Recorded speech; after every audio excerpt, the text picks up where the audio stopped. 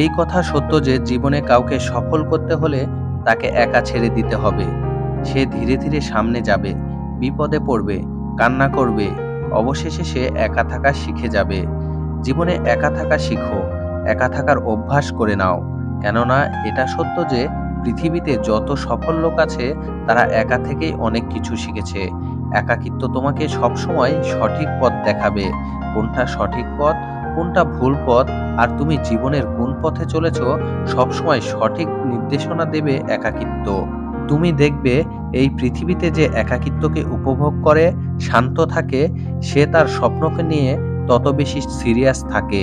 তুমি যখন একা থাকবে, তুমি তোমার নিজেকে চিনতে পারবে, বাস্তবতাকে বুঝতে পারবে, আর তোমার স্বপ্ন পূরণের পথ খুঁজে পাবে।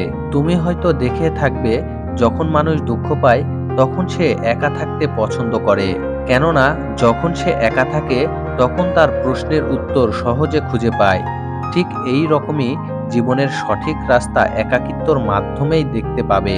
তুমি যখন চিন্তিত হবে, দুঃখ পাবে, নিজেকে একা করে নাও।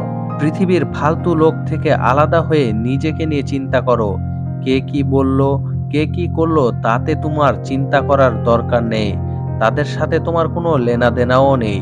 তুমি যখন একা থাকবে তখন তুমি তোমার নিজেকে নিয়ে, তোমার স্বপ্নকে নিয়ে, তোমার ভবিষ্যৎ নিয়ে ভাবতে পারবে। আর এই ভাবনাই তোমাকে সফল হতে সাহায্য করবে। কেননা তুমি যেমন লোকেদের সাথে চলাফেরা করবে, যেমন পরিবেশে থাকবে, তোমার মাথায়ও সেই সকলই চিন্তা আসবে। আর তুমিও ধীরে ধীরে তাদের মতো হয়ে পড়বে। তুমি যদি সেই লোকগুলো থেকে আলাদা হয়ে যাও, সেই পরিবেশ থেকে আলাদা হয়ে যাও, তখন তুমি আলাদা কিছু ভাবতে পারবে, আলাদা কিছু করতে পারবে। তাই একা থাকা শিখো, একাকিত্বকে শক্তিতে রূপান্তরিত করো। তবেই তুমি তোমার জীবনের আসল মানে জানতে পারবে। আর এই জিনিসই তোমাকে সফল করবে। এটা সত্য যে একা থাকা মানুষগুলো একটু বেশি বুদ্ধিমান হয়, কারণ সে জীবনের প্রতিটি মুহূর্ত বিশ্লেষণ করতে পারে।